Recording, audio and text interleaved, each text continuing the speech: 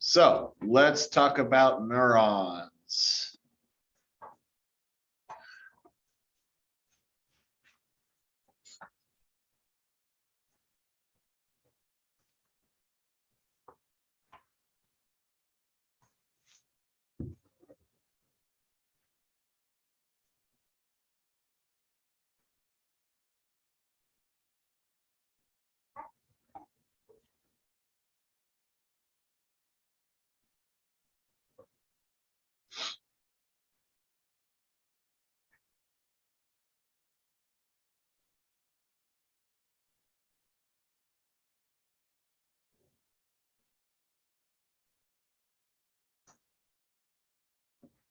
All right, so thinking back to the other day, when we first introduced the nervous system, we learned, there's kind of three major functions: sensory function, integrated function, motor function.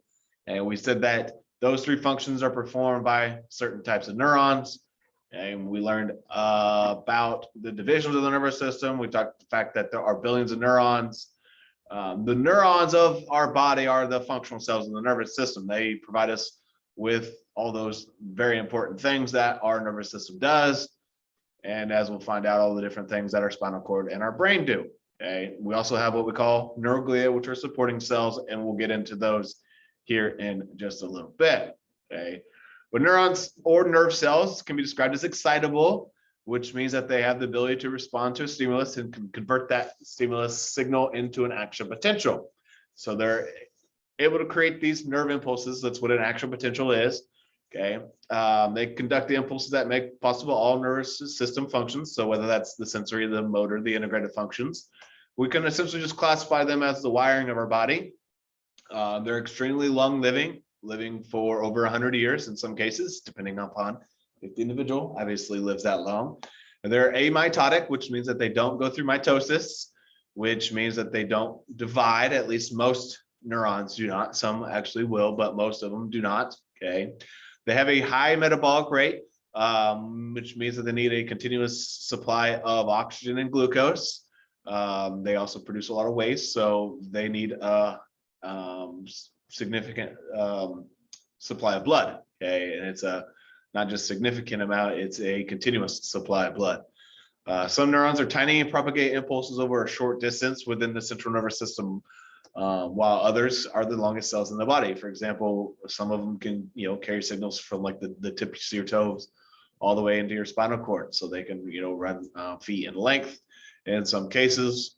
And when they carry these nerve impulses, they do so at great speeds, ranging from a half to 130 meters per second, which can be as slow as 1 to 290 miles per hour. Obviously, that is insanely fast. That's why when signals are described for the nervous system, it's all in what we call milliseconds, not seconds, not minutes, not hours, but milliseconds, because it's almost like the snap of a finger, instantaneous.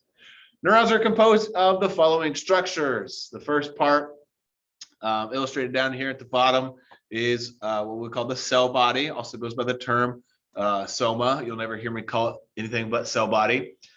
It is described as the control center of the neuron, which you'll definitely want to make sure you know. This is where you find the traditional organelles that we've previously learned about. You can see the big fat nucleus at the center of it. There are mitochondria. There's cytoplasm. There is the endoplasmic reticulum, the Golgi, all that wonderful stuff. Some of them have a little bit of a different name, like in the case of the rough ER, the RER goes by Nissl bodies. But it's not quite as drastic as what we learned for muscle, where you had like a sarcolemma and sarcoplasmic reticulum. Really, the only one that has a different name are the Nissl bodies, which really is not that big of a deal. Okay. Usually the cell bodies of neurons are located within the central nervous system. If there are a cluster of neuronal cell bodies in the central nervous system, we call it a nucleus, or the plural form of it is nuclei. Whereas if you have a cluster of cell bodies in the peripheral nervous system, we call that ganglia. And that's the plural form of the word ganglion. And we'll kind of talk more about ganglia, nuclei, along with other collections of nervous tissue at the end of this lecture. Now, extending off of the cell body are what we call nerve fibers. The term nerve fiber is just a general term for any neuronal process or extension emerging from the cell body. Most neurons are going to have two kinds of processes, a whole bunch of these branched structures called dendrites, and then a singular axon. Okay. The central nervous system has both cell bodies and neuronal processes, whereas the peripheral nervous system has more of just the processes and less of the cell bodies. If you have a bundle of neuronal processes in the central nervous system, you call that a tract or tracts when pluralized. Okay. Whereas I'm sure you've all heard of nerves before, like the cranial nerves, spinal nerves that I mentioned earlier in the lecture. Those are bundles of neuronal processes in the peripheral nervous system. Okay. Now let's talk about the difference between dendrites and axons. Dendrites are the primary site for receiving signals from other neurons, which you'll definitely want to know that. They look like tree branches with no leaves on them, so bare tree branches extending from the cell body. The plasma membrane of dendrites and cell bodies contain numerous receptor sites for binding chemical messengers from other cells. So in other words, when a chemical is released from one neuron, there are going to be sites both on the dendrites and the cell body for receiving that chemical signal that then can activate or in some cases inhibit that neuron. Okay.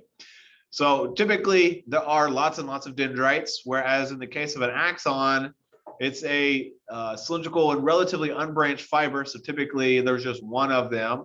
It's going to conduct the nerve signal to points remote from the cell body, i.e. the spinal cord, all the way out to the big toe.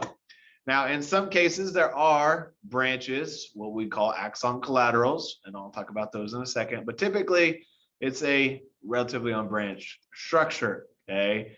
Parts of the axon include the axon hillock, and this is where the axon joins the cell body. It is this kind of cone-shaped area right here where the kind of cell body kind of skinnies itself up and tapers into the kind of skinnier axon. Okay. The initial segment is the part of an axon closest to the axon hillock, and you can see that's labeled there. It's not labeled, but right in this general area is what we call the trigger zone, which is at the junction of the axon hillock and the initial segment, where the nerve impulse arises. So in other words, this is where the action potential or nerve impulse is triggered, hence the name trigger zone. Along the length of an axon are side branches, as I already mentioned, called axon collaterals. They're just going to branch the axon at right angles. Now, in this case, it looks like it's just a dead end, but what's actually visible here going in this direction would also be going in this direction. They just have simplified the image by just like cutting it off right there. Okay. There are fancy terms for the organelles of an axon. The axoplasm, axolemma would be just fancy terms for the cytoplasm and the plasma membrane. So just like sarcoplasm and sarcolemma, okay, exoplasm, axolemma. At the end of an axon, you'll see more kind of bare tree branch structures. Each of those is called an axon terminal, or as they're also described, telodendria. At the very tip of each of those, if I zoom in a little bit more here, you can see a little fattened structure. The swollen appendage here is called a synaptic end bulb, also goes by the term synaptic end knob. Inside of those bulbs or knobs, whatever you want to call them, are chemicals called neurotransmitters, stored within bubble-like structures called synaptic vesicles that will be released from the neuron at the correct moment. Okay. Over on the right is a picture of a neuron under a microscope, zoomed in 400 times, where you can definitely see that cell body, the dendrites. There's the axon. What we can't see will be, the rest of the axon and then the axon terminals. But you get a good view of, at least this portion of the neuron. As far as this picture goes, I'm going to tell you right now, this will absolutely be on the exam after spring break. So make sure you know it. But you don't need to know everything. And I think it'll just be easier if I tell you what not to worry about. So let's do that. So here's the stuff that I'm not worried about you knowing. Okay. On the right here, I'll just kind of start over here. Don't worry about the neurofibril, the nucleus, the initial bodies, the cytoplasm. That's all just organelle stuff that we already know. Okay. Don't worry about mitochondrion. Don't worry about nucleus of Schwann cell, which we'll talk about Schwann cells here in a little bit. Don't worry about the cytoplasm of the Schwann cell. Don't worry about neurofibril. Don't worry about axoplasm or axolemma. Don't worry about nerve impulse. But I would say everything else would absolutely be fair game and will be definitely stuff you'll want to know, since as I just mentioned, you'll definitely see this on the exam. Now, a lot of stuff on this picture, like node of Ranvier, myelin sheath, we'll talk about here in just a sec. But not quite yet.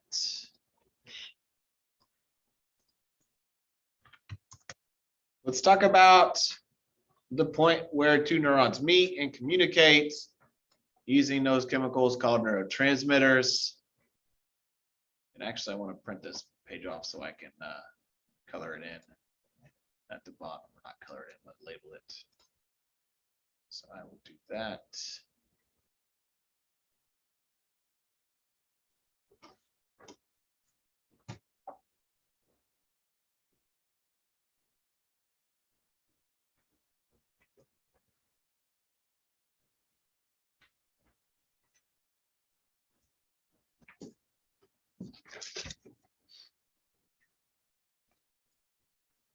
All right, so the site of communication between two neurons or between a neuron and an effector cell is called a synapse. Okay, in the case of neurons, they use what's called a chemical synapse. Okay, and that's because they use a chemical transmitter called a neurotransmitter that sends a signal from the presynaptic cell to what's called the postsynaptic cell. Okay, and that's what we have pictured here. Communication occurring between two neurons, a presynaptic cell and a postsynaptic cell, or presynaptic neuron, postsynaptic neuron. Okay, we call them pre and postsynaptic neurons or postsynaptic presynaptic cells because the prefix pre and post means before and after. Okay, where we're talking is referencing the synapse where the actual communication takes place between the two cells, in this case, the two neurons. Okay, and basically, if we look here at the bottom, what we see is a fattened structure at the tip of a neuron, which we just learned is called a synaptic end bulb. So that's what's pictured right here. We've zoomed in quite a bit to illustrate what's going on. And I'm going to the parts of that neuron and that synaptic end bulb right now, if I can find a pen.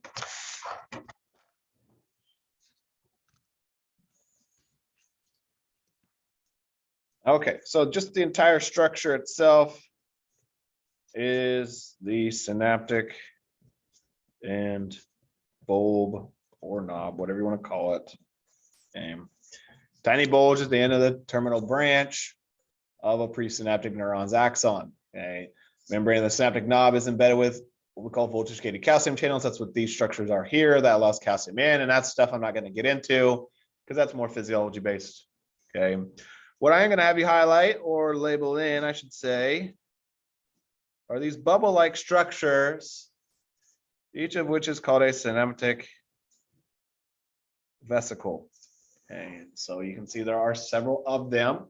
Okay, inside of those are about 10,000 chemicals called neurotransmitters. And I go back to our lecture, you can kind of see things a little bit more crystal clear in color. The little red dots here would be the neurotransmitters, and you can see the bubble surrounding it. That's a vesicle. Okay, now I'm not going to get into all the physiology behind it, but when an action potential or nerve impulses arrives at the knob, these bubble-like structures move to this side of the bulb. Okay, they fuse with what's called the presynaptic membrane, which is this membrane here. Presynaptic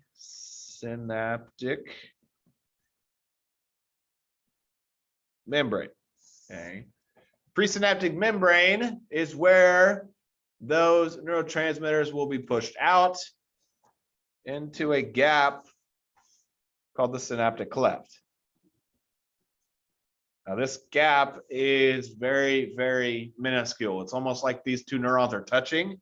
In fact, you know, if you look at your pictures here, where we're zooming in, or if you look right here, you know, I zoom in tremendously. It looks like those two cells are actually touching.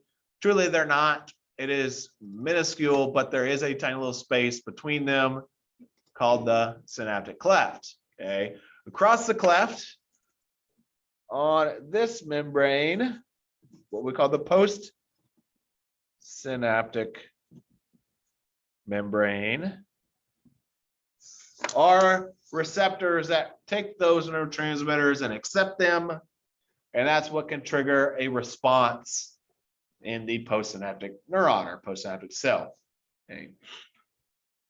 Now, in this case, we show a picture here at the bottom and a picture at the top where there's two neurons meeting. Okay, but it doesn't always have to be two neurons communicating. It can be what we call an effector cell, which might mean, you know, like this neuron here, maybe it's going to communicate with a muscle cell over here, or maybe it's a gland cell. Okay, maybe it's some other type of cell. Okay, but it's always at least between a neuron and another cell. It just depends what that other cell is, you know, where you're at in the body. Make sense? Okay, so of the pictures, you don't need to worry about this one. This one's nice to illustrate it, but this one, since this is one I had to label, is the one I want you to know for the exam. Now, there are multiple types of neurons and multiple ways to classify them. So we'll talk about that here on this page.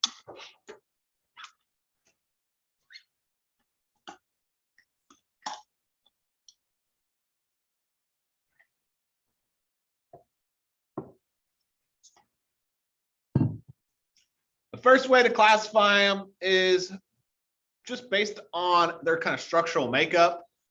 Okay, and so these three here that you had to write out are the way that we classify neurons structurally. Down here at the bottom, we'll talk about how we functionally classify them. We'll get into that here in a second. Okay, the major way to classify them structurally is based on the dendritic branching coming off of the cell body. Okay, what we most commonly have, and I would highlight that phrase there, are this first type, multipolar neurons, which was what you saw here, which you can see both here and here, and what you saw here on this picture as well. Okay, multipolar neurons are called multipolar neurons because you have one cell body with a whole bunch of extensions, at least three, but in many cases, you've got a whole bunch of dendrites and then an axon. Okay. Bipolar neurons, I'll jump ahead to those because they're the ones shown here in figure B, have the cell body stuck in the middle between two extensions. Bi, as we know, means two. Okay, so there's two processes, a dendrite and then an axon. Okay, the dendrite then, as you can see, branches. Eventually a whole bunch come off, but directly connected to the cell body is one and then a second extension. Okay, I would highlight that these are the most rare type of neurons. We find them only in places like our eyes, our ears, and our olfactory organs or our nose. Okay, so they're associated with special senses of, you know, things like smell and vision, hearing, and balance. Okay, unipolar neurons are going to be known as unipolar because the cell body is only connected to one little extension. The extension comes off to the side of it, which then forks, and then one goes to the dendrites, the other goes to the axons. Okay, so the cell body is connected to one thing. Okay, the dendrites of most unipolar neurons function as sensory receptors that detect things like touch, pressure, pain, or temperature. So, for example, when you feel hot or cold, or when someone touches you or tickles you, typically they're going to stimulate these dendrites of a unipolar neuron that carry the signal into the central nervous system. Okay. Now, what I'm actually describing in the case of both of these and that function of carrying signals into the central nervous system is one of the functional types of neurons shown at the bottom. I do expect you to be able to recognize, I would highlight just the three neuron names down there at the bottom. I'm not going to have you label all the different parts of those neurons. You know, you have to do that earlier in the lecture. Okay, but you should be able to recognize them. Maybe I'll just put this picture on the exam and ask you what type of neuron this is, or this one or this one. Okay, so make sure you can identify those. Okay. In addition to the structural classification, some neurons are named for the histologist or the scientist who first described them. or based on their shape or appearance. Examples include Purkinje cells found in the cerebellum, named after some fellow or lady probably named Purkinje, and then pyramidal cells, which kind of look like a pyramid, and they're found in the cerebral cortex. Okay. As far as the two pictures there, I don't really care about you knowing those. So just know, that we can name neurons in this way as well. The final way to name neurons is based on the signal that they're transmitting as far as direction goes. And so I'll let you write it out and I'll explain.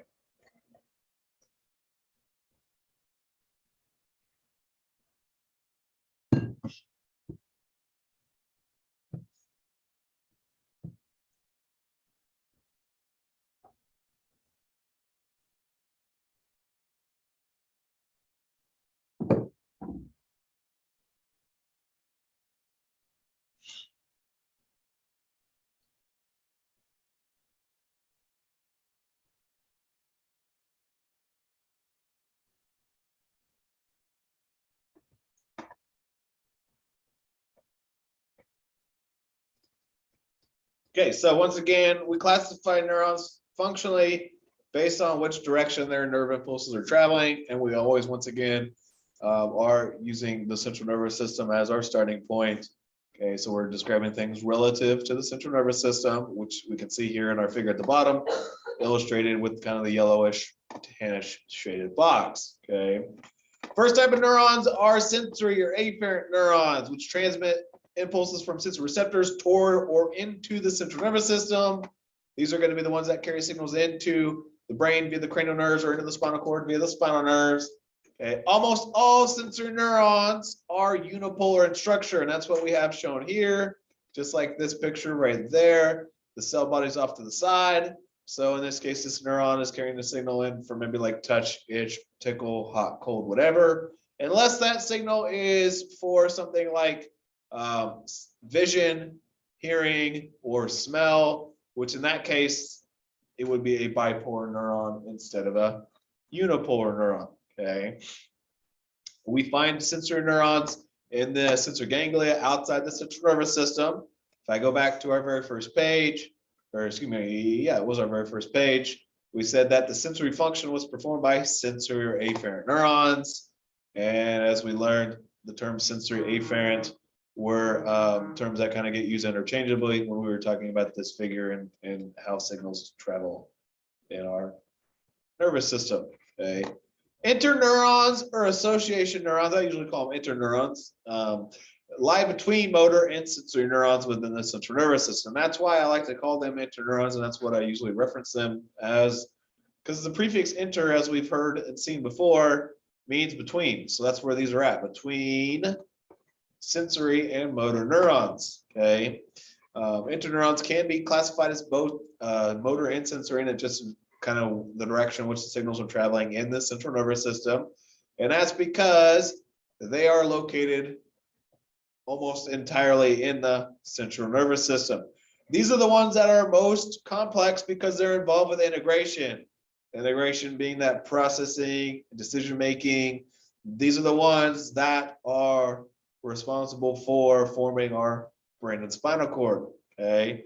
And the brain and spinal cord are the functional, most complicated parts of our nervous system. Okay. Most of them are multipolar in structure, as you can see here in our picture. That's what we just saw up here, multipolar. Okay. They are the most numerous of our neurons functionally, making up about 90% of the, or 99%, excuse me, of the neurons in the body. Okay, which I would want you to know. Okay, most neurons are interneurons, and that's because if you think about it, the by far and away biggest parts of our nervous system are the brain and spinal cord. Well, these are what make up the brain and spinal cord, so that's why they're the most numerous. Okay. Then finally, motor or efferent neurons, which perform that motor or efferent, or that motor function we learned earlier in the lecture, transmit the action potential out of the central nervous system. They're going to carry the signal out to effectors like our muscles or glands. They're going to carry the signal out of the brain through cranial nerves or out of the spinal cord via spinal nerves. What's going to be interesting is the cell body of these guys is typically in the central nervous system, but then the axon terminals are located outside in the peripheral nervous system. And just like interneurons, most of our motor or efferent neurons are also multipolar in structure. So one cell body with a whole bunch of extensions. As far as the picture down there at the bottom, it's a nice illustration to kind of show off those three types of neurons, but it's not one I'm going to worry about you knowing. So just these three pictures from this page are what I want you to know. And with that said, we can move on to other cells of the nervous system. What we call the neuroglia or glia. Glial cells, you'll sometimes see them listed as. And we'll talk about those here for the next couple slides.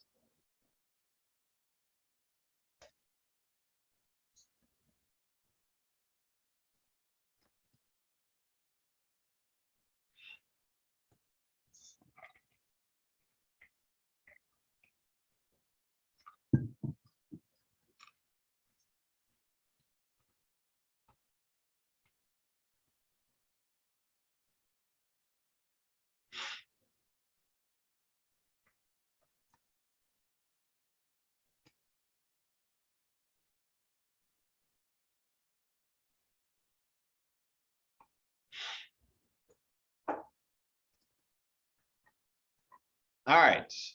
Describing neuroglia, they are non-excitable. That means they do not generate or propagate action potentials. They have no nerve signaling responsibilities. They might help with that, and that's because they're supporting cells. Okay, they support the neurons. They make up about half the volume of the central nervous system. Okay, of the 6 types of neuroglia, there are 4 that are found in the central nervous system. That's what these 4 here are. Okay, which means that there are 2 in the peripheral nervous system, and we'll talk about those Schwann cells, satellite cells on the next page. Okay. Now, the 4 that are found in the central nervous system are classified based on the basis of size, the cytoplasmic processes that they have, and their intracellular organization. First type I'll talk about are called astrocytes. Okay, they get their name because they kind of look like a star.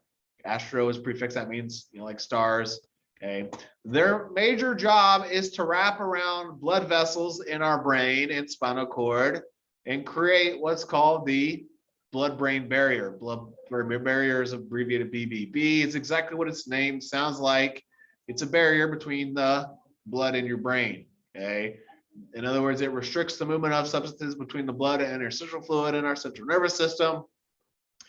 It keeps certain things from leaving the blood that can interfere with normal brain and spinal cord function. Okay, but it does need to allow certain things through and across to feed the things like our neurons that you can see pictured here, along with the other cells. Okay, so it does pick up nutrients from our blood and pass them along to the delicate cells of our brain. Some astrocytes do support neurons, like this one you can see here, kind of connected to that neuron there. And that's because they have considerable strength. This is one thing they do. They also help maintain appropriate chemical environment for generating nerve impulses. And they may also help in learning and memory by influencing the formation of neural synapses. There are 2 types of astrocytes. Okay, we can actually see them labeled in the picture at the bottom, fibrous and protoplasmic, although to me, you really can't tell them apart in the picture. What you'll want to know, though, are that protoplasmic have many short branching processes are found in what we call the gray matter, which we'll talk about what gray matter and white matter is here in just a second. Fibrous astrocytes are going to have many long unbranched processes and are located in the white matter. Okay, so I do want you to be able to identify like where they're at in their descriptions, but not have to worry about identifying the difference between the 2 down there at the bottom. Speaking of down there at the bottom, we can also see what we call microglia or microglial cells, as they're labeled at, or as down here at the bottom. They function to evoke immune responses in areas of infection, trauma, or stroke, where they function as phagocytes. So they're like a Pac-Man running around chewing and digesting things like cell debris, microbes, and damaged nervous tissue. Ependymal cells are down here at the bottom. They kind of look more like epithelial cells that we learned about earlier in the semester, where they kind of have a cube or a column shape to them. And they might even have microvilli and cilia, like we've learned about previously. Remember, microvilli are finger-like extensions, cilia are little hair-like extensions. They're going to form thin sheets lining our fluid-filled cavities in our brain, which we'll learn about in our last lecture of the unit. Probably get to that on Thursday. And then within a cavity in our spinal cord that we might get to here later this morning, called the central canal. Function of ependymal cells is to produce, possibly monitor, and assist in circulating what we call cerebrospinal fluid. Cerebrospinal fluid is abbreviated CSF, as you can see here. So the microvilli is going to help with the release of that cerebrospinal fluid, and those cells that have cilia help with circulating it. Okay, and we find ependymal cells lining places like the ventricles in our brain, which are the chambers where we find cerebrospinal fluid, and we'll talk about that, like I said, in a lecture here in a couple days. The final type of cells are these that kind of look like an octopus to me, what we call oligodendrocytes, which have a fun name to them. Their job is to hold nerve fibers together and form a wrap of insulation around the fiber called the myelin sheath. And that's what we can see here in our picture here. We've got a couple of neurons, looks like 3 different neurons.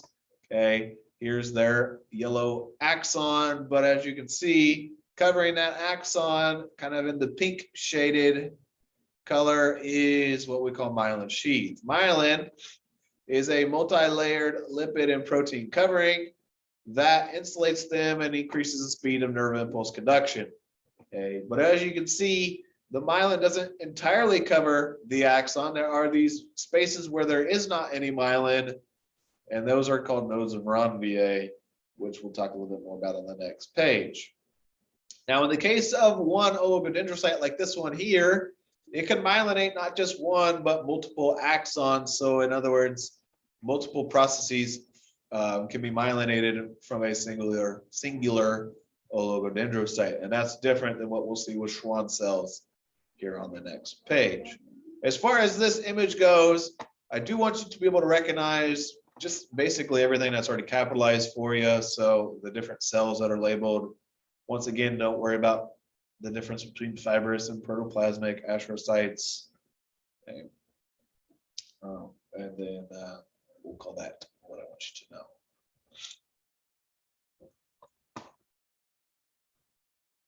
Now, if I go back to this picture of our neuron, I mentioned things like myelin sheath we would talk about. Notice forming the myelin around this axon is not an oligodendrocyte, but instead is a Schwann cell. So let's talk about Schwann cells here on this page.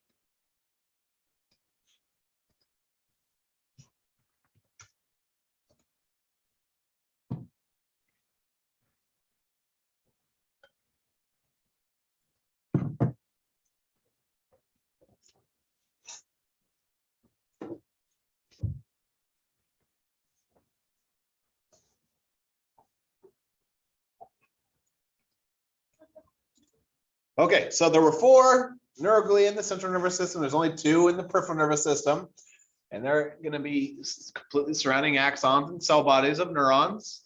Okay, and the 2 types include Schwann cells and satellite cells. Schwann cells are cells that encircle the axons in our peripheral nervous system. Unlike oligodendrocytes, they create several layers of a fatty, or like oligodendrocytes, excuse me, I said unlike. Like oligodendrocytes, they create several layers of fatty insulation, again, called the myelin sheath. And we can see that here in our figure A. Here at the center is an axon, and in yellow surrounding it is the myelin sheath created by the Schwann cell. Okay. Function of the myelin sheath, once again, is just like what we talked about in the previous page. Protects the nerve fiber of the axon, same thing. Electrically insulates them from one another and increases the speed of nerve impulse transmission. Now, unlike oligodendrocytes, which can myelinate several axons, each Schwann cell myelinates only a singular axon. So in other words, one Schwann cell, one axon. And in fact, what you actually see here is this is a Schwann cell forming the myelin sheath right here. Whereas over here, this would be an entirely different Schwann cell. And inside, you can't see it, but would be the myelin sheath there. There would be another one there. Okay. And so, whereas oligodendrocytes can form myelin around multiple axons, only one axon and one Schwann cell go together. Okay. Now, the outside layer of a Schwann cell's wrapping is called its neurolemma, which is very important because it helps with regenerating injured nerve fibers. So when an axon is damaged, the neurolemma of the Schwann cell helps to repair it. Okay.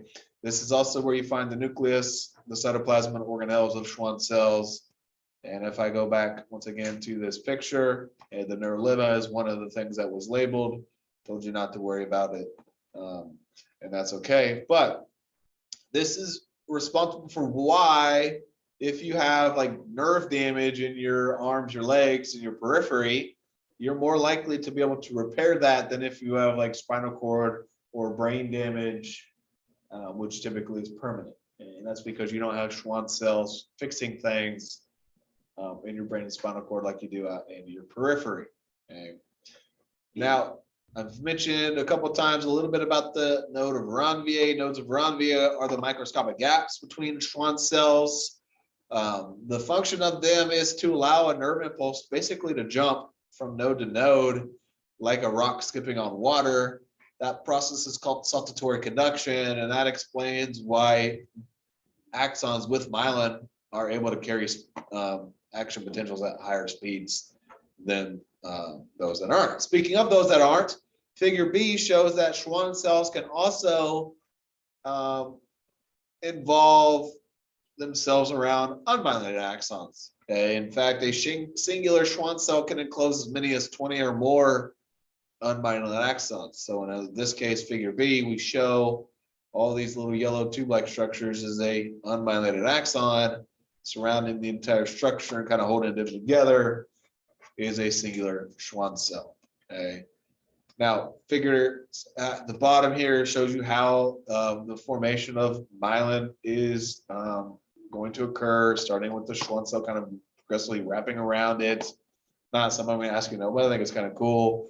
Down here, figure C and D show you actual figure of Schwann cells and axons in a myelinated set of axons and unmyelinated axons.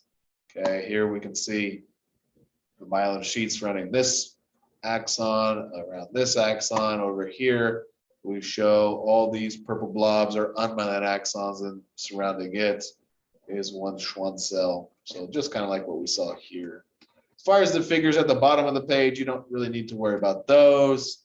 I do want you to know figures A and B as well as C, which C gives us a view of satellite cells. A satellite cell is a cell that surrounds the cell bodies of a neuron in the peripheral nervous system ganglia in order to support those neurons. Their job is to regulate the exchange of materials between those neuronal cell bodies and interstitial fluid.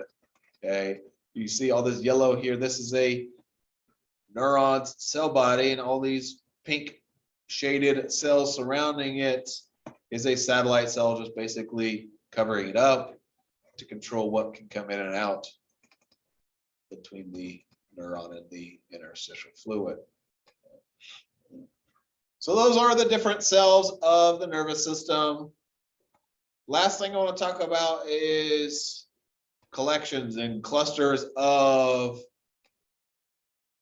our nervous tissue that we've been talking about. Some of these terms I've already referenced. That'll be a nice review. So I didn't spend a lot of time talking about it, just kind of mentioned it in passing.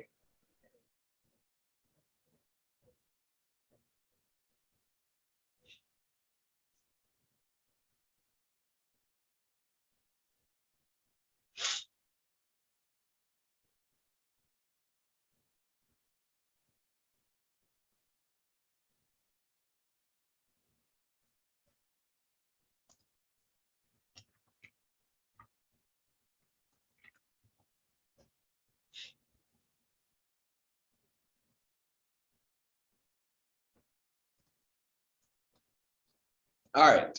Components of nervous tissue are grouped together in a variety of ways. The cell bodies of neurons are often grouped together in clusters. Remember, the cell body is where the nucleus is. Okay, and so when you've got a whole bunch of nuclei, typically their cell bodies are going to be clustered together. Whereas the axons of these neurons are usually grouped together in bundles. Okay, a ganglion is a cluster of neuronal cell bodies in the peripheral nervous system. Okay, the term ganglion is singular, whereas the term ganglia is plural, and ganglia are closely associated with cranial and spinal nerves. In fact, if I go back to the very first page, okay, ganglia was one of the major structures that was listed as part of our peripheral nervous system. Okay, and basically the information that's provided right here is the exact same information that's provided right here. Okay, so ganglion is a cluster of neuronal cell bodies in the PNS, whereas a nucleus is a cluster of neuronal cell bodies in the CNS. Okay, which I guess probably makes a lot of sense because the cell bodies of a neuron are where you find the nucleus. So I guess that's where that term comes from, although that's still kind of confusing. You'll see a lot of what we call nuclei when we describe parts of the brain. Okay, nuclei is just the plural form of nucleus. And so we'll get into that a lot in our final lecture of this unit, which we'll start to get into probably Thursday. A nerve is a bundle of axons located in the peripheral nervous system. And the major nerves include our cranial nerves connecting the brain to our periphery, and our spinal nerves, which connect the spinal cord to our periphery. A singular nerve is going to be made up of hundreds of thousands of nerve fibers. So a nerve is not just one or two or three axons, it's hundreds of thousands of them. Okay, and in the case of these neurons, the dendrites and cell bodies of them are typically located within the central nervous system, just like what we learned back in this figure when we talked about motor neurons, where their cell body and the dendrites are in the CNS, the axons are all out in the PNS. Okay. Now, in the case of our brain and the spinal cord, we'll talk about tracts. A tract is a bundle of axons in the CNS. Okay. And so we'll be getting into that here in our next lecture when we talk about the spinal cord and then into the brain, our next class period. Function of tracts is to interconnect neurons in the brain and spinal cord. So nerves and tracts are essentially the same thing. Difference is peripheral nervous system versus central nervous system. Ganglion and nucleus, same thing, just peripheral nervous system, central nervous system. Okay. We also have widespread regions of nervous tissue grouped together as either gray or white matter based on what they look like when you dissect them. Okay, and this is specific to the brain and spinal cord. White matter is due to the fact that this is where you typically find myelinated fibers. The white color is due to the myelin sheath. Okay, in our spinal cord, white matter surrounds the inner gray matter. That's what we show here on the bottom left. Whereas in the largest structure of our brain, the gray matter surrounds the inner white matter. So it's white matter on the inside of our cerebrum, white matter on the outside of our spinal cord. Okay. Gray matter is typically due to the fact that this is where you find unmyelinated fibers, and therefore there's very little to no myelin in this segment of the brain or spinal cord. And instead, what you find are the cell bodies of neurons, the dendrites, the axon terminals, or just bundles of unidentified axons and neuroglia. Okay, the gray appearance is due to the Nissl bodies that are, once again, the RER in the cell bodies of our neurons. Okay, here's a couple pictures showing you what it looks like, kind of drawn in, whereas these are actual real pictures of a brain from a frontal section, a transverse section of the spinal cord, where you can kind of see there. You can really, I think, see things a little bit better here in this figure on the right. But as far as the pictures on this page, don't really need to worry about them for the exam. Okay, any questions on this first lecture?